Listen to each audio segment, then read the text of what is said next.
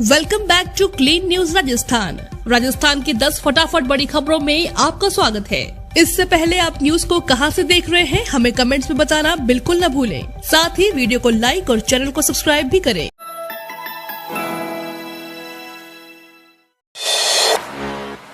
प्रदेश में गहराएगा बिजली संकट, 5 विद्युत निगमों के जेईएन के जयपुर में डाला महापड़ाव। राजस्थान के लोगों को बिजली सप्लाई और डिस्ट्रीब्यूशन को लेकर परेशानी का सामना करना पड़ सकता है, क्योंकि प्रदेश के 5 विद्युत निगमों के कनिष्ठ अभियंताओं ने सामूहिक कार्य बहिष्कार कर दिया है। जयपुर के जगतपुरा के कनिष्ठ अभियंताओं ने महापड़ाव डाल दिया है। यह अनिश्चितकालीन महापड़ाव power engineers association of Rajasthan के नेतृत्व में किया जा रहा है। आपको बता दें कि कनिष्ठ अभियंता मांगों को लेकर 26 मई से काली पट्टी बांधकर काम कर रहे थे, लेकिन सुनवाई नहीं होने के बाद इन्होंने सामूहिक हड़ताल करने का निर्णय लिया। जयपुर, जोधपुर और अजमेर विद्युत वितरण निगमों, राजस्थान विद्युत उत्पादन निगम और राजस्थान विद्युत प्रसारण निगम के जेईएन सामूहिक हड़ताल पर गए हैं। इससे प्रदेश में बिजली व्यवस्था चरमराने लगी है। बताया जा रहा है कि अभी से ही डिस्ट्रीब्यूशन और फॉल्ट सुधार सहित अन्य समस्याएं सामने आने लगी हैं। किसानों को फ्री में मिलेंगे खरीफ फसलों के बीज। खरीफ फसलों की बुआई नजदीक आ चुकी है। कई जिलों में अच्छी बारिश भी हो गई है। ऐसे में बस कुछ ही दिनों में किसान खेतों में फसलों की रुपाई में लग जाएंगे। ऐसे में राजस्थान सरकार किसानों को खरीफ फसलों के लिए निशुल्क बीज मिनी किट्स उपलब्ध करा रही है। राजस्थान सरकार में कृषि मंत्री लालचंद कटारिया ने अधिकारियों को मानसून के आने के पहले किसानों के लिए खाद एवं बीज की तुरंत व्यवस्था कराने के निर्देश दिया है। उन्होंने 7 दिनों के अंदर इस काम को पूरा करने को कहा है। इस दौरान उन्होंने सरकारी योजनाओं को लघु और सीमांत किसानों तक पहुंचाने के लिए प्रचार प्रसार पर जोर दिया है। सचिन पायलट समेत मुकेश भाकर और वेद प्रकाश सोलंकी को दिल्ली पुलिस ने हिरासत में लिया। राहुल गांधी से दिल्ली में ईडी की पूछताछ का कल तीसरा दिन था। कांग्रेस नेता और कार्यकर्ता लगातार विरोध प्रदर्शन कर रहे हैं। इसी बीच कांग्रेस नेता सचिन पायलट, मुकेश भाकर, महेश शर्मा, वेद प्रकाश सोलंकी, अभिमन्यु पुनिया, अनिल चोपड़ा सहित कई समर्थकों को हिरासत में लिया गया है। दिल्ली पुलिस की हिरासत में लिए जाने के बाद सचिन पायलट का बयान सामने आया है। सचिन पायलट ने कहा कि अपनी ही पार्टी के दफ्तर में जाने से पहले दिल्ली पुलिस रोक रही है। ये तानाशाही रवैया नहीं तो और क्या है। कांग्रेस पार्टी का लोकतंत्र को बचाने का यह संघर्ष जारी रहेगा।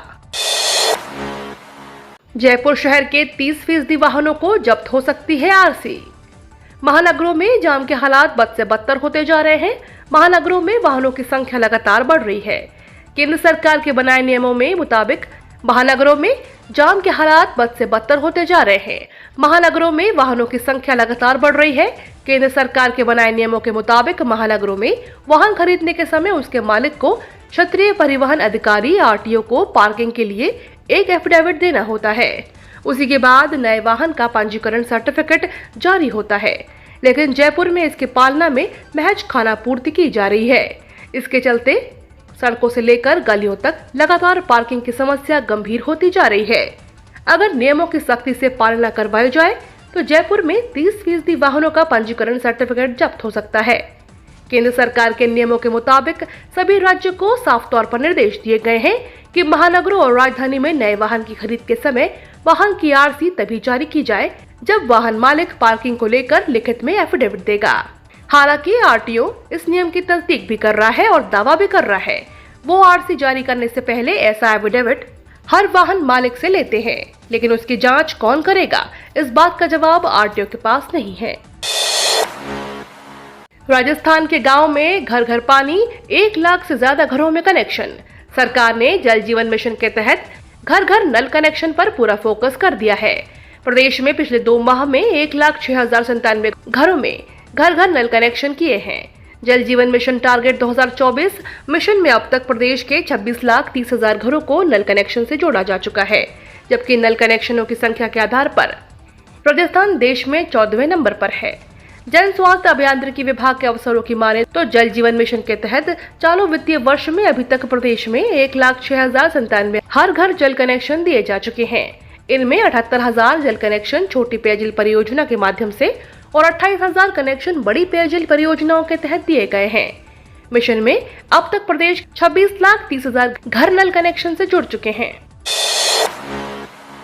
ITR भरने की प्रक्रिया में आने लगी रफ्तार, कॉर्पोरेट कंपनियां जारी कर रही कार्मिकों का फॉर्म 16। वित्त मंत्रालय और CBDT इस बार असेसमेंट ईयर 2022-23 के लिए भरी जाने वाली आयकर विवरणिका के लिए राहत देने के मूड में नहीं है। बीते 2 वर्ष से लगातार आयकर विभाग कोरोना संक्रमण के चलते ITR भरने की समयावधि बढ़ाता रहा है, लेकिन इस बार राहत की संभावना कम है। तय समय तक ही आयकर दाताओं को विवरणिका दाखिल करनी होगी। बीते असेसमेंट ईयर में 7.14 crore income tax return file हुए थे। इस बार इनके 7.50 करोड़ का दायरा छूने की उम्मीद है।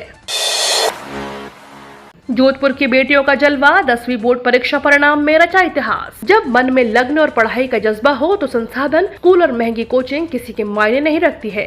वहीं लूणी के गांव पंचायत पाल गांव में एक निजी व्यवसाय की पैदा हुई 3 सगी बेटियों ने साबित कर दिखाया है। तीनों बहनों ने हाल ही में जारी हुए माध्यमिक शिक्षा बोर्ड अजमेर 10वीं कक्षा के परिणाम में सरोज चौधरी ने 98%, शोभा चौधरी 96.33% और विमला चौधरी 96.17% प्राप्त कर इतिहास रचा है। इनकी बड़ी बहन सुमित्रा पटेल ने उच्च माध्यमिक शिक्षा बोर्ड परीक्षा में विज्ञान वर्ग में 91.83 अंक प्राप्त किए और तीनों बहनों ने 95% से ऊपर अंक प्राप्त करते हुए बेटियों ने परीक्षा परिणाम में बाजी मारी, जो कि संदेश है समाज के लिए, भारी छोरिया कोई छोरों से कम है। बेटों के साथ बेटियों को भी पढ़ना लिखना और आत्मनिर्भर बनाना वर्तमान समय की जरूरत है।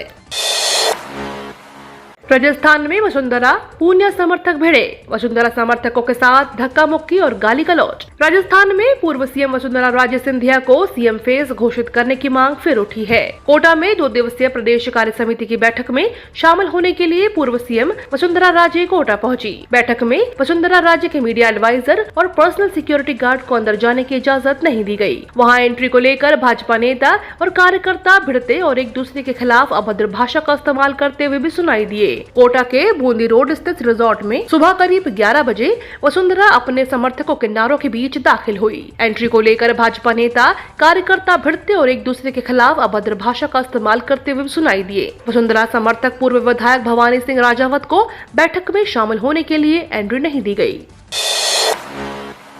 शिक्षा विभाग में नहीं होंगे तबादला आवेदन, तृतीय श्रेणी शिक्षक नहीं जा सकेंगे जिलों से बाहर। राज्यसभा चुनाव से पहले कार्मिक विभाग की ओर से तबादलों पर आगामी आदेशों पर रोक हटा दी गई है। रोक हटाने के साथ ही शिक्षा विभाग में अब छोटे मोटे तबादलों की सूची भी देखने को मिल रही है, लेकिन दूसरी ओर शिक्षा विभाग अब किसी भी तरह से तबादलों के लिए आवेदन लेने के मूड में नजर नहीं आ रहा है। शिक्षा मंत्री BD कल्ला ने इस बार तबादले आवेदन के आधार पर नहीं, परिवेदनक के आधार पर करने के संकेत दिए हैं। साथ ही शिक्षा मंत्री ने यह भी संकेत दिए हैं कि तृतीय श्रेणी शिक्षकों के तबादले भी सिर्फ अंतर जिला ही किए जाएंगे।